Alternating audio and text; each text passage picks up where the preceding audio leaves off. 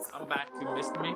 Let's get Yes. started. Yes, we missed you. All right. Let's get Yes, started. good evening, everyone. We want to thank you guys for tuning in to the Simply Gay podcast. Hi, my Judies. How y'all doing? We missed y'all so much. We're here at season 4. What up, Judies? It's your boy, Siobhan. Yeah, season 4. Or season 4. Season 4. Season 4. We're at it again. Yeah, right. That part. Yes, y'all see Mr. Siobhan already introduced himself. Y'all already know who this beautiful maiden and created his child. I don't know if I gotta get my name for the people. Because if y'all new Judies, we love new Judies. We love new Judies. We always love it. We always love new Judies. We always want to expand the family, show some love and support, and uplift one another, because that's what we do. Right. Over here. On this side. On this side of town. However, my name is Mr. Aquarius Kelly, and we want to thank you guys for coming in and watching us as we got a good special Judiee tonight. She's a new Judiee. She definitely is a new Judiee, honey. She's been around a couple times, just not on this camera.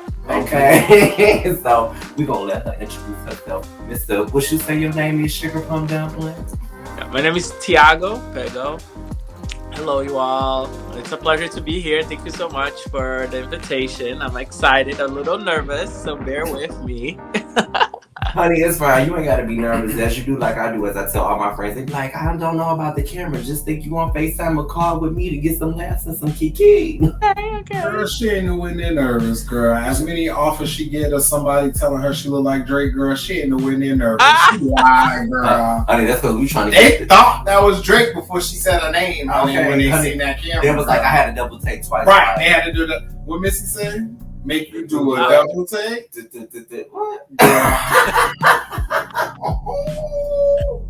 Y'all too much. However, y'all already know how we do this thing. So tonight's topic is about body image. However, we're just going to go into that a little bit later because we want to get to know our Judies. That's what we're doing differently. We want you to know the folks that we know so we all can know them together. Mm-hmm. That's what we're going to do. So, Mr. Thiago, special Judiee of the evening, is going to go into some details to tell you more about himself, his occupation, and his journey of life and what else he does. And you take it from here.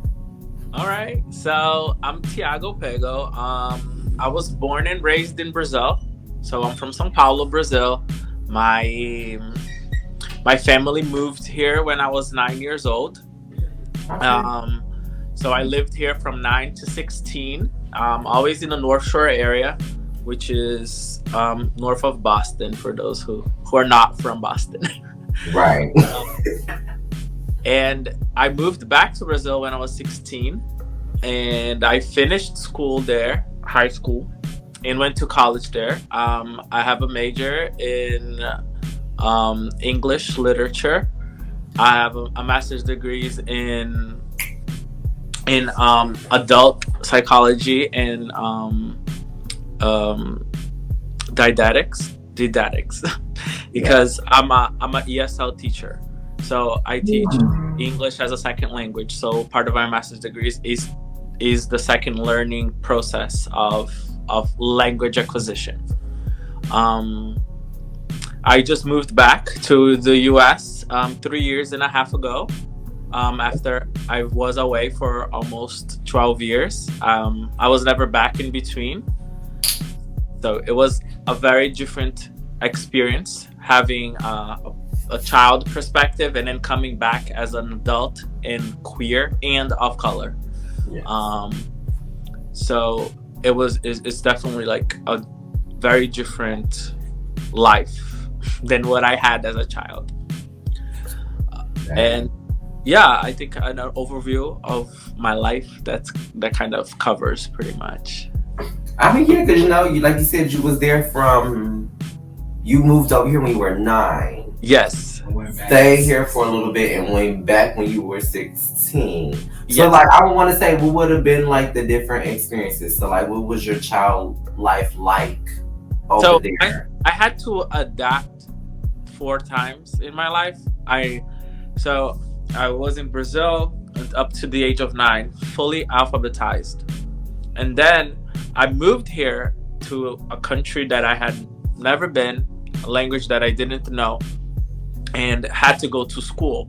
So I needed to learn a new language and then do that again. So from 9 to 16 was like teenager. You know how it works. Yeah. we're like, we don't like ourselves, we don't like anything, we like very few things, and then we don't like them anymore. And then Right. back to Brazil, right? Like on when I was finding myself, as like things I would like to do, thinking about college, and then I changed scenario again. And then I moved to Brazil, and then I had to adapt there. I adapted there, went to college, had a career, and then I moved back to the US at the age of 26. So I had to readapt as an adult to what is to be an adult in America. Even though I Right. speak fluent English, it's more culturally. There's a lot of the culture that I don't know and I missed because of this time that I was away. So whenever we are talking, most of the things I'm like, I don't get the reference. Right. We can communicate, but whenever there's jokes, most of the time I don't understand because they're cultural based, and I've missed that. And also like to deal with racism, dealing with the queerness here is very different than dealing it in Brazil. Like, Like what's the difference when you're dealing with it in Brazil? Like, what's the be, like pros and cons of it all? so to me specifically, in Brazil, I'm very light skinned. In Brazil, we don't have white people, so Right. it's not a race like in America. Like it's racism because one believes that this race is better than that race. We don't differentiate people like that. In Brazil, is colorism is more predominant because we are all of color. Right. We all have relatives by blood that are darker or lighter, like everyone. Yeah. It's not a black and white kind of situation. So, do Um, you think like in that dynamic you guys are separated? Because I know you said it's colorism over there. So, would you say like the lighter your skin is, the better your life or type of lifestyle that you have, or yes, the yes, background and belief that you definitely. come from? Whoever has a darker skin has more um, difficulty to navigate through society. When I say darker skin, for example, you both would be darker than me, right? In Mhm. Brazil, you're not considered black yet, you know. I got you. So we Wait, what you Is mean by that the black? because? Yeah, I was because just about to say that. Like, is that because we're not dark enough black, yes, or we're on that shade of brown, but we're not black? you're not okay. So just to make it straight, like what we would consider, is it right or not? This is not what I'm saying. Okay, Yeah. we would call you guys mulattos or moreno, which is that you're a dark brown, but you're not black. So it's regarding the shade of black, I guess. You could say that. So you would probably not suffer racism or be really held accountable to racial issues as Someone that would be more darker. someone who is in the darker shade than you. Gotcha. I'm considered white, so because not I'm pretty light, but my family is lighter than I am. So my family as a whole is considered white. So whenever we were dealing with racial issues, it was always from a, a privileged perspective. So I never had a say on it. I've never experienced. I never had to deal with anything like that. It never crossed my mind until Right. I got here. And so the difference for me is actually dealing on my own skin racism. I was always an advocate to the cause, Gotcha. but I understood now, like after moving here, that what it really means to be in someone's shoe. Of course, not to the extent that people live, because there is also the privilege of being light skinned. But just to deal with that in any level, it was like mind blowing to me. I'm like, were you just racist? Like, What? So within that, would you say like your experiences was definitely different because, like you said, over there more lighter skin, you can do things more freedom. It's like you are allowed and you're supposed to because you have the right? So like Yeah. coming over here, now that you're dealing with true Americans deal with, like I don't know, did that put you in the space of like I don't know. Like, how am I supposed to feel? Like, do I feel disrespected now because I'm somewhere where probably the other Caucasian counterparts don't see me as such? And it's just like, I do have those in my family, but I do come from, a darker type of skin tone background, even though it's a lot of many different shades of you guys, I'm pretty sure. But, Yes. like, so like, how would you feel about that now with the experience that you have here with being here almost 3.5 years? It's honestly, I feel very bad. Honestly, it's not something that I can get used to it. Especially because most of my friends are dark skinned people, and whenever we go out or I hear their stories, it's pretty heartbreaking to me. I can see like how trauma could have a place on whatever actions they have today and how they react to things. Um, I've been traveling a lot, especially to the south, and I've I've I've honestly never seen or presenced something so I would use the word crazy, Okay. because it's just so out of my reality. Even in Brazil, to think that one person would say or do something like that to another, that I've been present. So when I say like I understand my light skin privilege, is that even in places where we're all of color, for me being the light one, I see how I'm treated differently.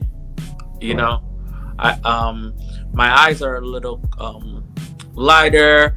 Also, like my tone.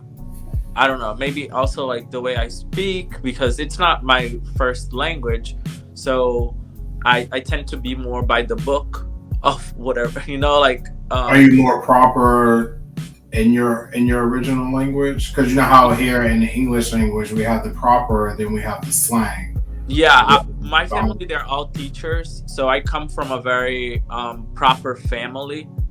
My family, we don't make use of slangs even in Portuguese. So it's not something that I'm used to. It's for like using bad words. See, like I can't even say the words. It's just like not something that it's in my character. I see it for you, say. I know, sis. I know. Okay. So it's an adaptation that I would love to not have to go through. But I, unfortunately, America doesn't allow us to just experience life as it is. It is something that we didn't choose, just as our sexuality, and we just have to deal with what comes to our way. who's shy? And we're dealing with that. We're coming our way. We're going to take a break because I need one. But as y'all know, we just get into this gig talking about, colorism and skin tones and the girls racism. traveling between ages and culture. I wanted to ask this before we even get into body image. Was it like a culture shock for you to come back from, when you was here at 16 before you left at, your high school years?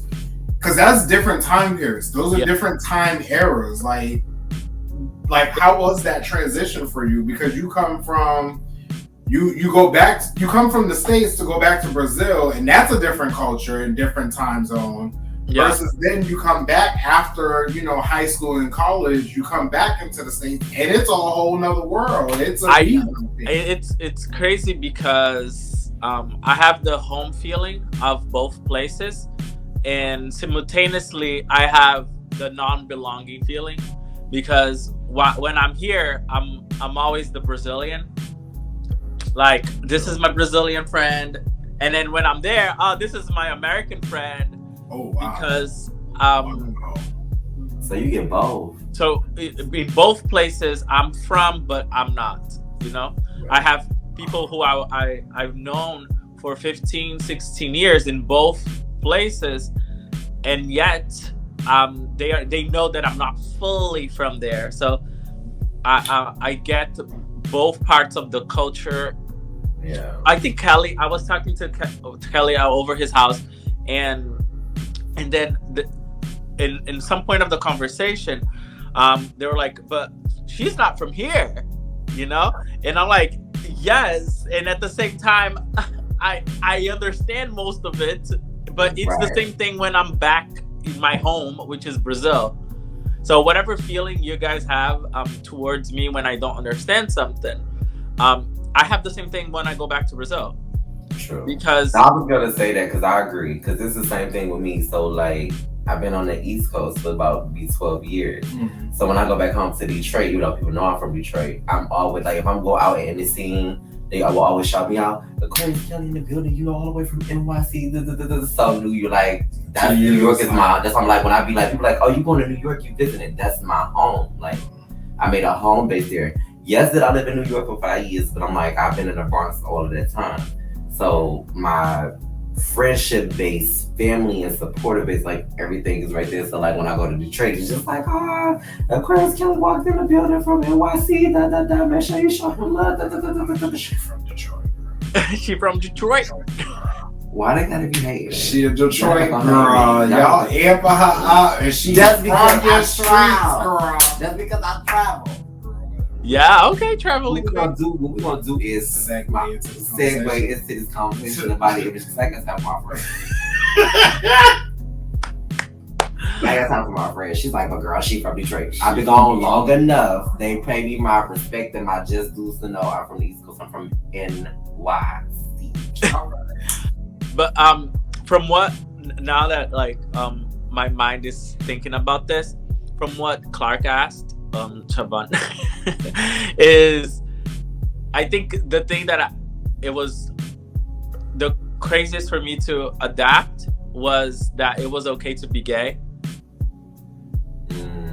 And just like not too long ago, I would say maybe my first year and a half, I still had like very many restrictions onto how far can I go with my gayness, I'll say.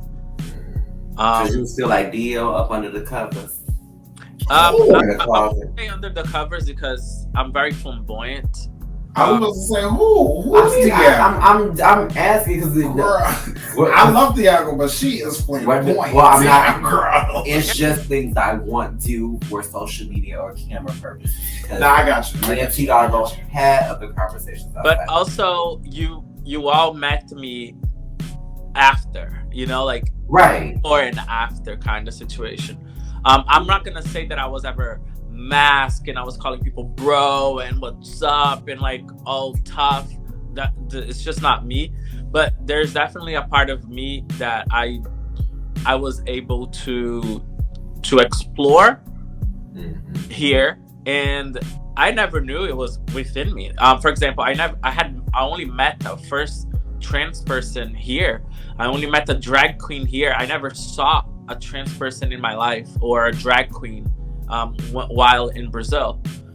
My reality. I was about to say, because I've seen videos of drag queens and trans girls in Brazil, so it baffles me. But it's my reality. Like no, and I'm not knocking you for your reality. What I'm saying is, it's interesting that you say that you get here into the States and your first trans girl or your first drag queen is here in the States, whereas for us who's seen the culture grow from even with Brazil to know that we didn't know there was a community down there, just like we don't know the community and how it is in Africa. Right. They have the scene, we just don't see it unless it's visually shown. So for me, I feel like we've seen enough footage from Brazil. Yeah, seeing the drag queens or seeing the main issue there is that you don't have enough representation in a regular life. You know, gotcha. That makes sense. We have performers like Pablo Vittar. she is our most famous artist in the country, and she's a drag queen. But in your life, in your daily life, you don't know people who transition from work, have Right. house, they're married, and they carry their lives as queer and successfully. In the way I see here, like you all are successful, queer and open about it, of color, all doing your things, and it's just seamless, you know. Yeah. Whenever in Brazil, a same situation is in scene. For example, my family towards me was always, they always assimilate or associate queerness with something negative. So they associate that for me to be gay, I wouldn't be successful. For me to be gay, I wouldn't want to go to school. For me to be gay, I would be into drugs or anything negative that they believed it was negative. But that comes from like historically, you know, there's a history behind it. There's a whole religious belief behind it.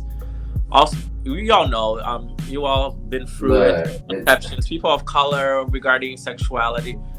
But just going back to the first question, to the cultural shock was, I would say, that to most, because it opened my mind in towards like what will I be?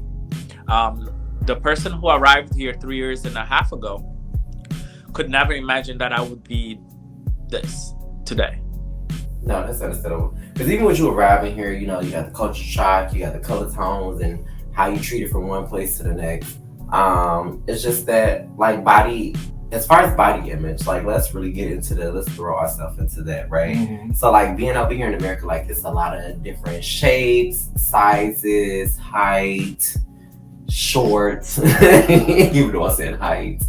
Yeah. It's just a lot of, you know, different things, because I feel like, which is crazy, because I feel like body image was very heavy and a thing way back then, like even before I feel like our generation of birth was came up. And then it's just like when we were growing up, you know, body image was a thing, because in our era it was like if you wasn't this skinny girl with the nice body, you didn't have the model body, like they wasn't really checking for you.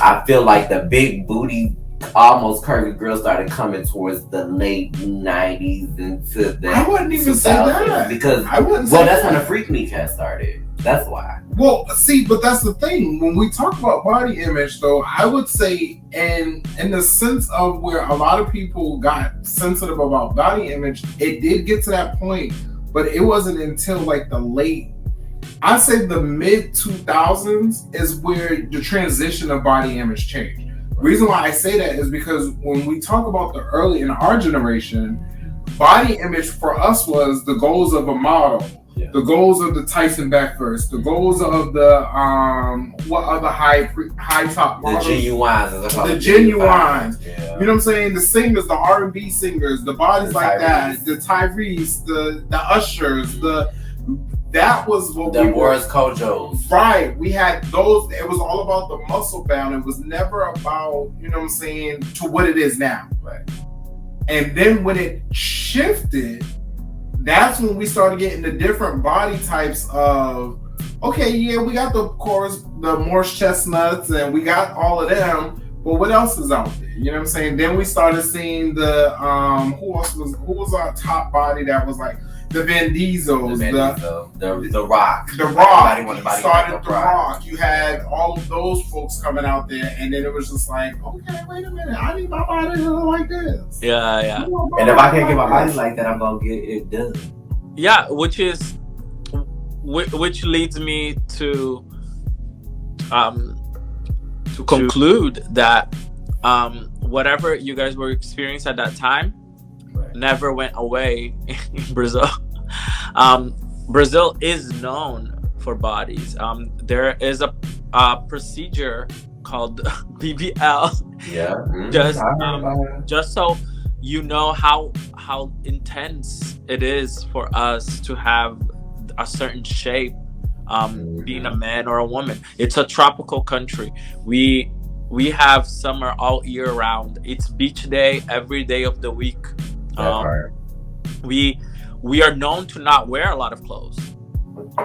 We are not used to wearing a lot of clothes. We like mini shorts and tank tops. You know, if I need a top, or else we're gonna be shirtless.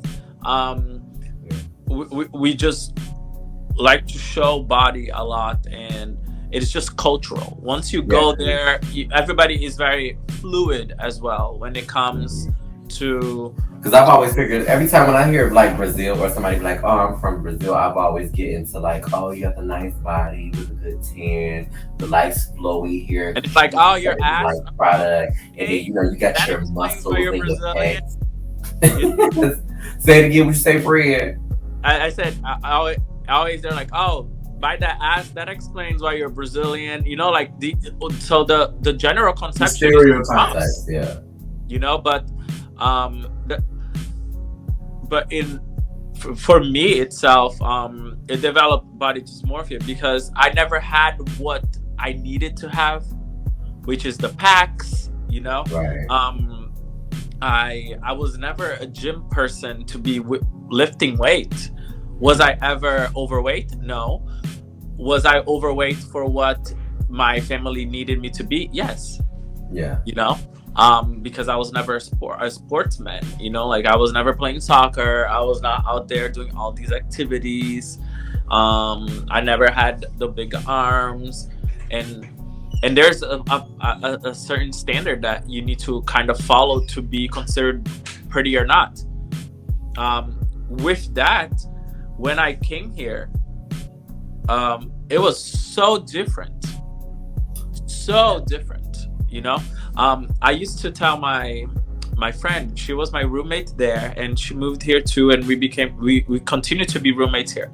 Over there, I said, I need to be funny, and I need to be entertaining to compensate the fact that I'm not attractive. So you thought you wasn't attractive? Oh yeah, 100%. And when I came here, I got so many compliments, like based on what I looked like. Right. For the first months, I believed people were mocking me, because I did not see that person. Like whatever. Was that because you never received those compliments in Brazil? In my life. And just in general, you never received those compliments until you came back into the States. Yeah, my at your adulthood. Mm-hmm. Even my family. My family is a big family, so we're like 29 grandchildren, and we're very close. My aunts, my uncles. Everybody's on everybody's business. You know, it's that mess that we know, that drama and that love simultaneously. And they used to say that at least I was funny and intelligent, because I didn't look like you don't look like your cousins, but at least you're funny and intelligent. Was you always the same size, or? Yeah, I always. So when I say that, I mean, was you always the same? Because I was a kid who went from being a small petite kid up until I was like 11. By my teenage years, I began to put on weight where I got to a size 40 at the age of 18. I was about a size 40 in pants. Yeah. Whereas then I had to grow. I wasn't comfortable in my body. Right. And in my teenage years, probably majority of my young adult years, I wasn't comfortable with my body until I moved back to Boston back in 2017. Yeah, about 2016 to 2017. It took me a while for me to get comfortable with my body. Interesting. I never knew that about you.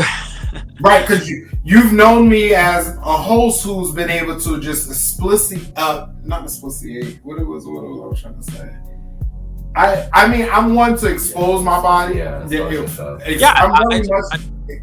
the person that I met, like, it's just a person who is so comfortable with their body. Very confident. Yeah. And this is something that I have been building up just recently, you know. It's very new. People just assume that our stories are supposed to be this and that based on what they see. You all met me after I was here already for a year and a half, you know. So I was already more integrated into what the gay scene is, or at least what I was able to grasp from it.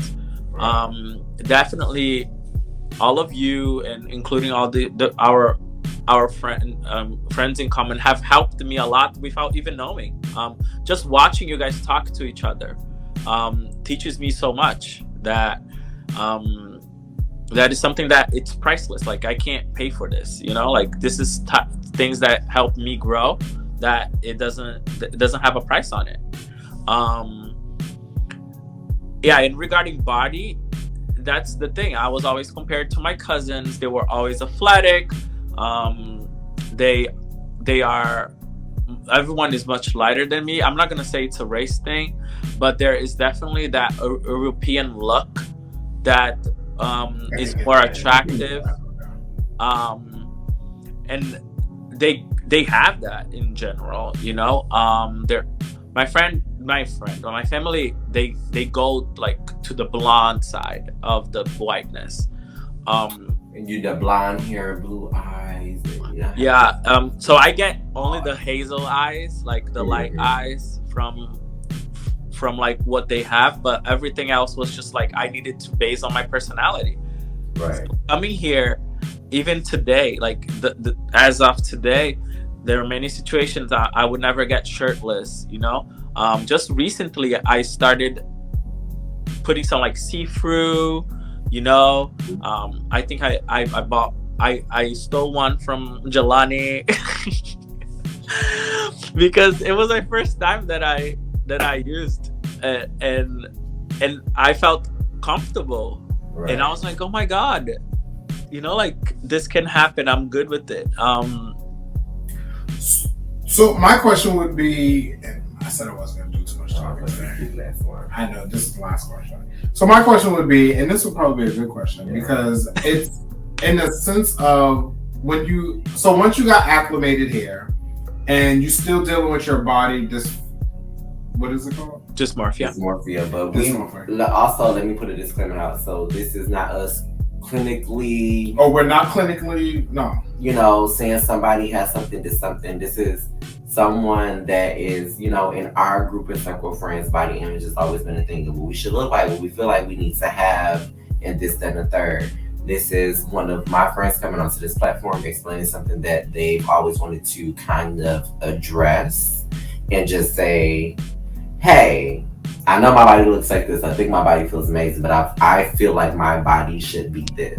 Mm-hmm. And this is just things in time that we learned what it is. We figured out and found out that it had a meaning to it. So this is us explaining and not really like putting a discord on somebody. No, we're definitely not doing that. I think it's more so sharing experiences that a lot of us deal with but don't choose to talk about. Let's talk about that. But my question was going to be, in a sense, well, in the gay world, because in our gay society, we do judge a person off of their body. Off appearance, off it. Whether it's sexually or friendly, we still would judge a person off their appearance. And I wonder, with you, do you find yourself as a struggle with dealing with guys that may judge you off of your body, you know?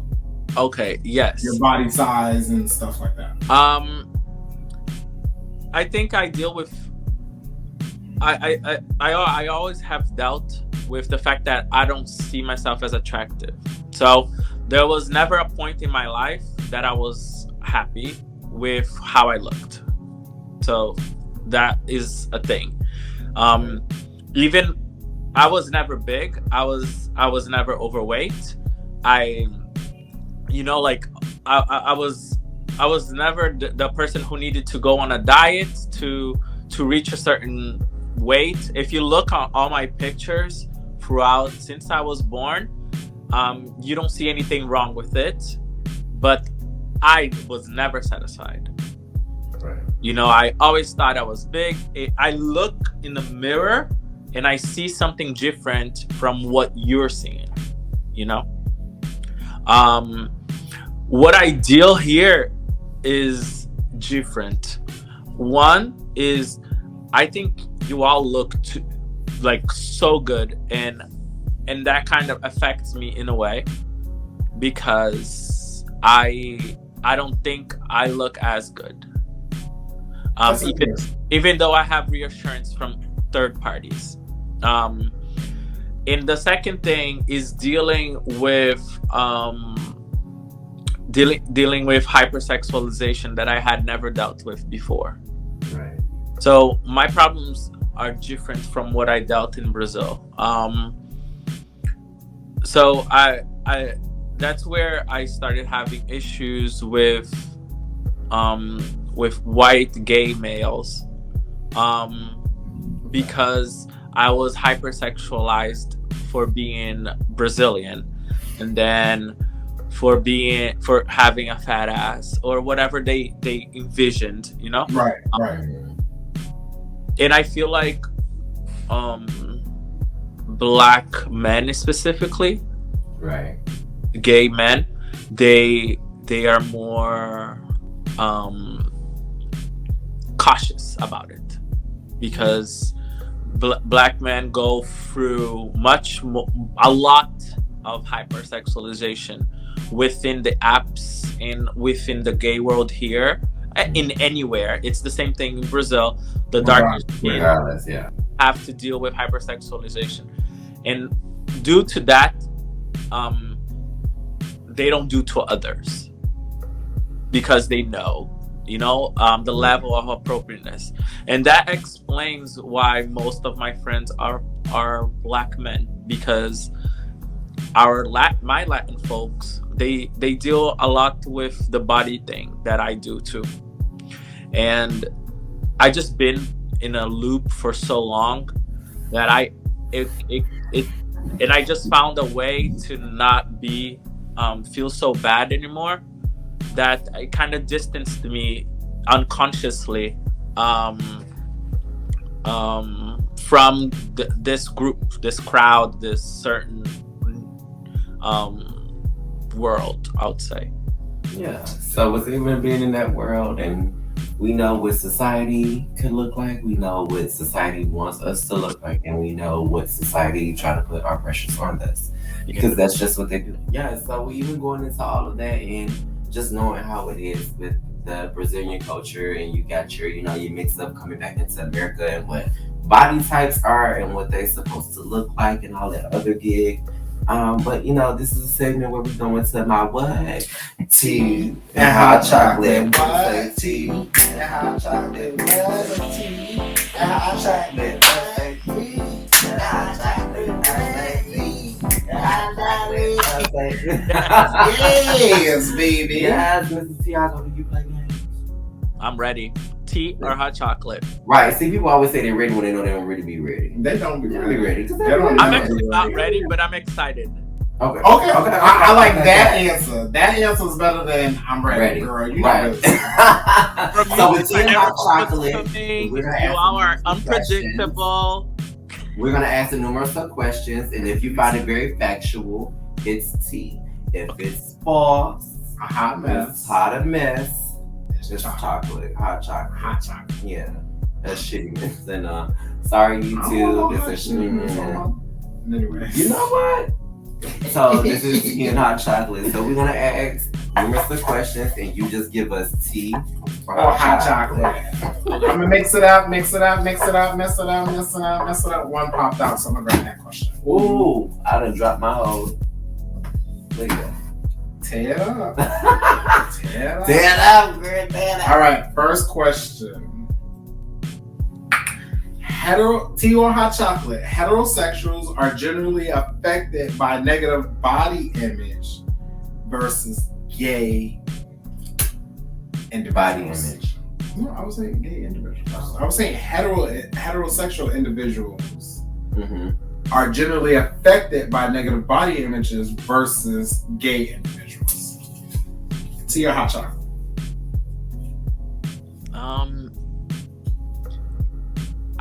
Hot chocolate. If from what I understood, You're right. I was supposed to be like, wrong answer. Like, we live in a gay community. We it's know so much we worse get for judged us. a lot harder than the heterosexuals. Yeah. Just saying, just on you, friend. Yes, let's see what question I get, child. These papers is long. Girl. They longer than the Twizzlers I be. We're gonna have to cut these papers down. That's y'all writing these questions. I don't write these questions. That's a long. It is. Just try this question on this book. I'm gonna answer. Come on. I don't know to. We got time for Shoot, that. John. That was not the question. What? That's That's not Come the on, question. ask the That's not question. the question. What's the question? Tea or hot chocolate, right?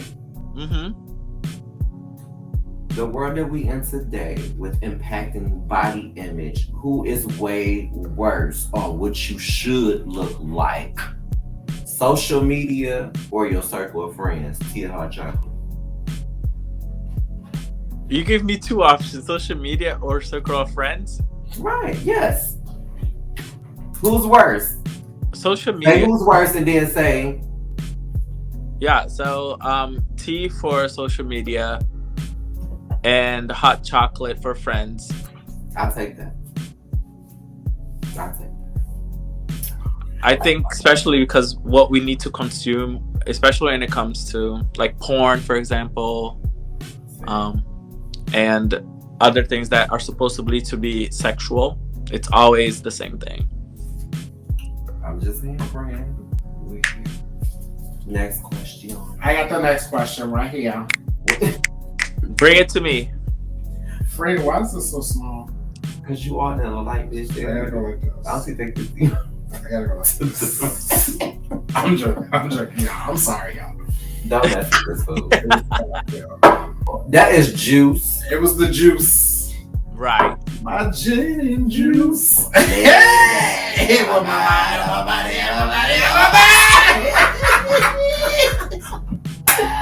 Anyways, all right. Tea or hot chocolate. For one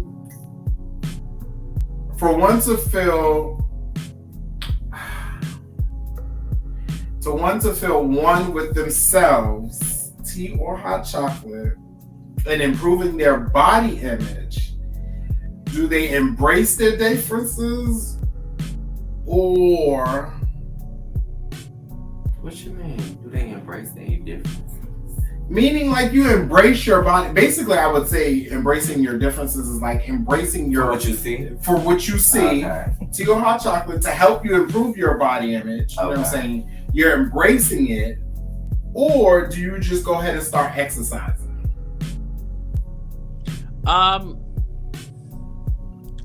Okay, so exercise is hot chocolate. You cannot change your perspective by changing your body. So it has to be within. So it's tea that you need to accept yourself. And it's hot chocolate that exercise will solve it. Solve the issue. No, that's it. You ready, friend? I'm nervous. Paper in there. I'm not ready. Right, ain't that much paper in there. Okay. Tea or hot chocolate, right? Uh-huh. Having a slimmer body means you're healthy. No, of course not. It's hot chocolate. No. That part. Wait, bitch, that's two snaps and a circle.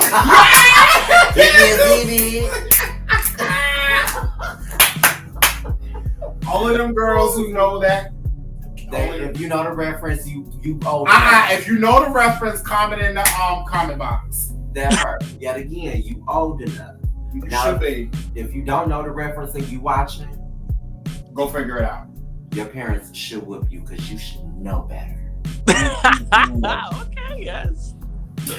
So I'm just saying, you know how we always do on this thing, because it's just fun, giggles, and laughs. Always. You know, we got to know a little bit more about Mr. Thiago Pego, right? We also talked about, you know, adding a little dash of colorism because also, y'all know I like to be cultured on this channel, so I need y'all to know and understand where my friends be coming from, okay? So when they be coming from where they be coming from and they come over here like America. I feel like we got an episode of Culture Shock with body image. Yes, we did. We could say that. We wasn't trying to, but we did it. We did it. It made sense. I don't think you can separate one thing from the other. You're right about that, sweetie. And y'all always know how we say education is key. Each one teach one. Boosha. That's how we're gonna get ahead in life. But however, you know, Mr. Thiago, if you have any lovely, you know, ankaras or, you know, sayings and things, I'm making stuff up. Oh, okay. You know, any sayings in life that you use or whatever else, you know, you want to share with people, come on, share with the Judies, you know, let them know something about life. I just there's a saying that I always use for myself. It's just be truthful to yourself. That says it all. It doesn't matter what you want people to think. It doesn't matter what people think. It doesn't matter how you project yourself, as long as you know who you are and you keep truthful to yourself today. You don't have to be the person you were yesterday, but you can always be yourself today. That's all. That part. I like that one. I like that one. Which I might have to put that on the t-shirt. Girl, I'm always true to myself. Oh, we know. I'm not gonna do that. Because for some of y'all watching, I know y'all, when these episodes drop, they're always gonna ask, where's the shirt? I see you wearing the shirt. Where do I get the hoodie from? You know, all this stuff. I turned all the way. There we go. Y'all see it. Y'all see it. Y'all see it. Oh my God, I'm going to manhandle. Right. But y'all see it and it's okay. It's okay. Trust me, I'm telling you, by the time these episodes drop, y'all will have access to everything that we're doing. Yes. Singly Gay Podcast.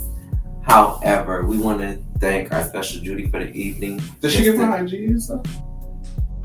Yeah, I was kidding. Oh, you was getting to that. I'm sorry. However, for this evening, see, when your friends cut you off your Judies. So, we want to get into, we want to thank Mr. Thiago Pego for coming in tonight on this episode and discussing and kikiing with us and having a few cocktails of water and whatnot. Yeah, thank you so much.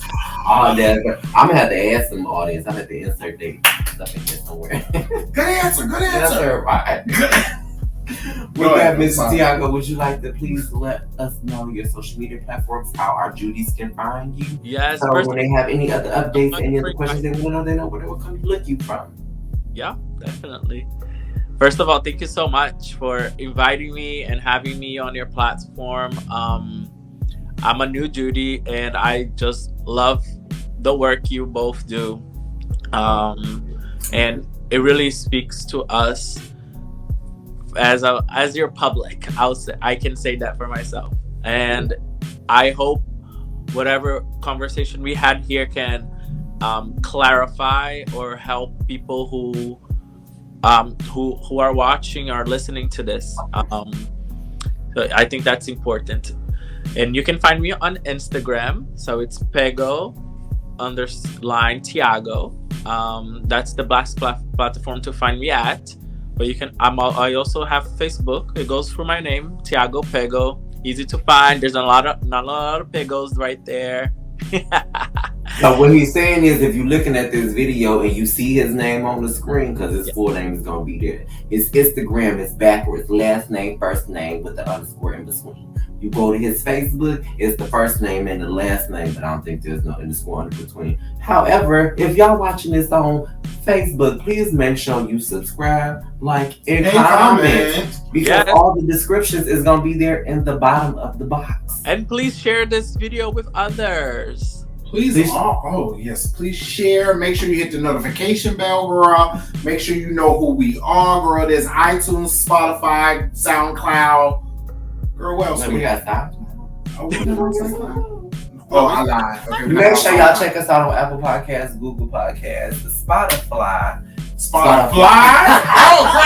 Spotify. Anyways, go ahead. On Spotify, also we are on radio podcasts as well. We are on other platforms. I'll figure out today so later. But like I said, everything will be in the description box if you love it.